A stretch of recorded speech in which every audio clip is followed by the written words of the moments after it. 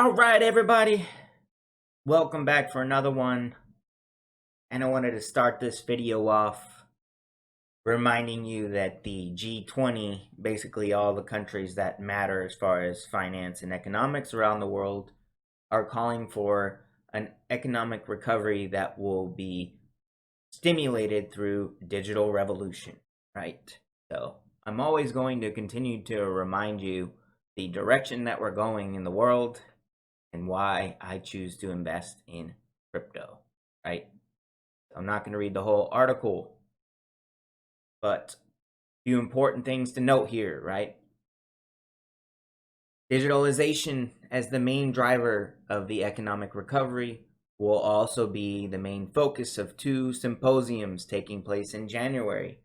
The first, which is next Monday, the 25th, on digital transformation, and the second will be on finance and digitalization, which is scheduled for Tuesday, the 26th. All right. So the symposiums precede the first G20 deputies meeting taking place on the same dates with representatives from G20 finance ministries and central banks, international organization, and public sector. All right. So all the world's leaders are going to get together next week and talk about how the future is digital in economics and finance. Do you think they might talk about CBDCs? Probably. What public ledgers are designed to run CBDCs? That would be the XRPL and Stellar Lumens, right? None of the others. None of the others. Who are the G20? The G20 is the Group of 20. It's a premier international forum for global economic cooperation. The members of the G20 are Argentina, Australia, Brazil, Canada, China, France, Germany, India, Indonesia, Italy, Japan, Republic of Korea, Mexico, Russia, Saudi Arabia, South Africa, Turkey, UK, United States, and the European Union, right? As I said, the majority of the GDP of the world economy, right? G20 members account for 85% of the world economy. So the guys that run the show, the guys that have all the money, they're going to be talking about the digital transformation that is ongoing. Hope that makes you a little more comfortable about why you're holding crypto. Ignore the FUD, the fear, uncertainty, and doubt. You should have no doubt that crypto is the future. All right, I got an interesting one for you again today. This one's going to be a little different concerning traditional markets. All right. For those of you that don't know, or those of you that do, there is this thing called the Grayscale Bitcoin Trust, right? And it's basically the only ETF in existence at the moment to get Bitcoin exposure in traditional brokerage accounts, all right? And it's done very well as of late. It's followed pretty much right along with Bitcoin. It's up about 900% since March, whereas Bitcoin being up about 1,000%. Right now, a little pullback as well. They're both kind of side by side, right? 800, 900% in gains. Well, just wanted to point this out because it's followed right along with Bitcoin fairly well, right? Just as it was designed to do. Well, as you guys are seeing, Ethereum is next up at bat, right? Ethereum is coming. Ethereum technically made a new high today. Nothing definitive. I'm looking to see a breakout. I think 2,000 is coming very soon. I think at least by next month, we'll see Ethereum at 2,000. So what do I do here, right? Clearly, we are moving into an alt season. I think that it's coming. This one is going to be explosive. As you can see here, just on the 16th of January, we have this massive wick up and then sold back down. This is the Bitcoin dominance chart, basically showing Bitcoin's dominance in the market compared to altcoins. Well, typically, when the alt seasons per se happen, it is extremely explosive and lasts for only a few months, as we've seen historically, right? But I think another one of these is coming. Finally, we've waited forever. The last breakout, as you can see here, had a few wicks in it as well, and then it finally just exploded and took off. So I think history might rhyme, and I started thinking, all right, Ethereum's the next play, right? Ethereum's probably going to lead the alt season again. As Ethereum goes, so will basically the rest of the altcoins. That's just how this works. Market psychology and all of that good stuff. Well, kind of basically forgot that there is, right? There is other Grayscale trusts. There is all of the ones listed here, right? Bitcoin, Bitcoin Cash, Ethereum, Ethereum Classic, Horizon, Litecoin, Stellar Lumens, XRP, Zcash. I think the XRP one has been temporarily suspended and liquidated. But anyway, only 4 of these, besides Bitcoin, are available on brokerage accounts. You can buy them all OTC. So you can buy Bitcoin Cash, you can buy Ethereum, you can buy Ethereum Classic, and you can also buy Litecoin. That's it. OTC at least. So when you go into your brokerage account, you can get the Ethereum Grayscale Trust, ticker ETHE. And as you can see here, this thing hasn't even moved yet, hardly, compared to Ethereum. Ethereum's doing very well. About to, just touched all-time highs. I think, like I said, moved to 2,000 coming really soon. Well, why hasn't the trust moved? Who knows? But I'm fairly confident it's going to, and it will be explosive.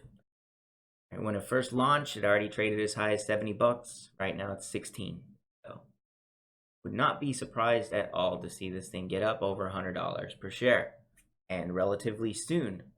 So this is definitely one I will be playing. I'm happy to see this. I haven't looked into it up to this point, and I was pleasantly surprised at how great these charts look for setups. All right, so the Ethereum Classic or Ethereum Trust looks great.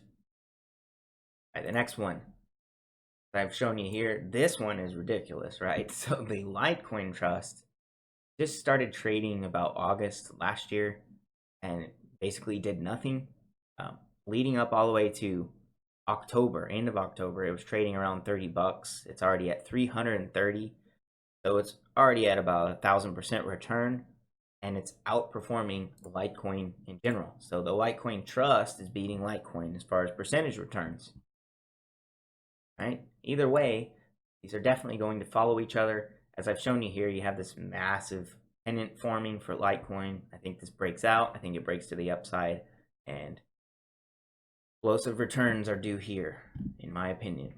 Especially when you don't have much history here, we're going to have a lot of price discovery. So, next up, Bitcoin Cash.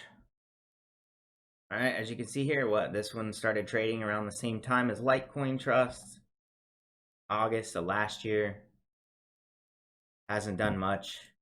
It just looks kind of like no one really knows about these or cares. I don't know. But they will. Right? So Bitcoin Cash, it hasn't broke out yet. Fairly confident that it will. As you can see here, it's traded as high as $4,000 before last bull run, end of 2017 timeframe. Pretty much no doubt to me that we get back to those levels. You could see Bitcoin Cash follow really similar to what Bitcoin did in 2017, maybe upwards of 10, 20,000 even by the end of the year. None of that would surprise me, right? Brokerage account, Bitcoin Cash, probably another fairly easy play. Looks like we have very good support right here. This $25 range. And we got 1, 2, 3, 4 touches. Probably a good entry point. Not financial advice. Last but not least, we got the Ethereum Classic Trust as well. This one looks pretty much identical to the Ethereum Classic chart itself. So I expect the same thing here as well. These trusts are all going to follow the cryptos that are related to them pretty much. Might there might definitely be a premium. The Grayscale Bitcoin Trust has traded at premiums as high as 40%, I think, somewhere around there, and down to 0 as well. So you'll see that in these markets, but I'm thinking that the demand is going to be higher for these trusts, specifically because, for one, financial advisors this time around are going to have to get their clients exposure to crypto. There's just going to be that demand. These, millionaires and billionaires that have managed accounts with financial advisors, they're going to call their advisors. They're going to say, why is crypto going up? Why do I not have any? So they're going to trickle into these trusts.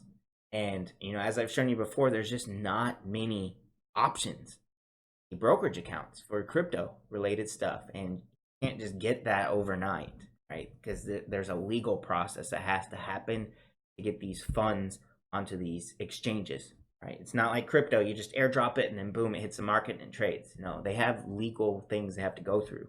So the competition is going to be very slim, right? Until the SEC starts approving ETFs and so on. These trusts are pretty much all that's out there, besides the mining stocks and Riot, Marathon Patent, a few other ones in Digitrade, as I've shown you. So got maybe 20 crypto products or so that you can buy in brokerage accounts, whereas you got like 9,000 cryptocurrencies trading on the crypto exchanges. So if you see what I mean, the options are limited, but there's more demand, right? Because these brokerage accounts, these managed accounts, these financial advisors, there's trillions of dollars on these exchanges. Charles Schwab, for one, having like 3.3 trillion in assets under management on their exchange. Whereas you got Fidelity has like 7 trillion. So much money on the sideline that is not going to leave these brokerage accounts. For one, if they're IRAs, they're basically stuck there. If they want exposure in their IRA, they're just going to get into these trusts. And that's exactly why I decided to look for this, because I have an IRA that I want to get some altcoin exposure. So don't want to rant too much, I guess, but I'm sure you get the idea of what I'm getting at, right? The demand is there and the products are limited. So these trusts are going to benefit a lot, I believe. So as I said, I'm very excited to see this, and I will definitely be getting into some of these trusts tomorrow. And that alone brings me to another point with crypto. As you can see, this digitalization of the financial industry and economies and so on is coming. Stock markets are a great example of something that can be innovated, right?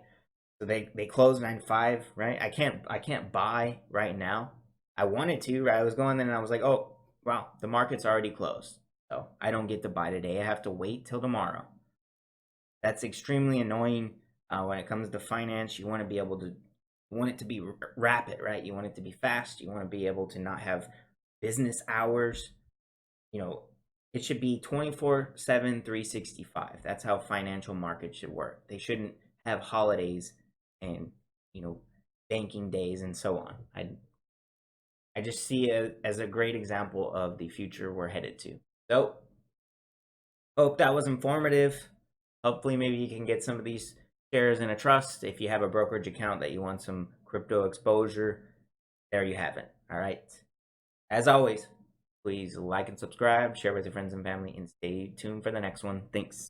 What is a cashless society? What does it actually mean in a literal or high-level sense? Money will become like these, relics of a different age, and will only be found in places like this. In other words, hard cash will disappear. It will become electronic, transferred by things like these. Then Tracy is in Beijing to show us what a nearly cashless society actually looks like. Ben, good morning. Mobile payment transactions in China reached a cumulative total of 277.4 trillion RMB in 2018, ranking number 1 in the world, according to the recently released statistical report on internet development in China. As of June 2019, online payment users in the country reached 633 million. The cashless society is now approaching.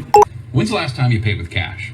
Well, chances are cash is taking a backseat to the plastic in your wallet and smartphone pay apps. Denver 7's Ryan Luby explains the digital pay revolution and why not everyone is on board. The cashless society, the cashless society. The Cashless Society. The cashless society is now approaching. The Cashless Society.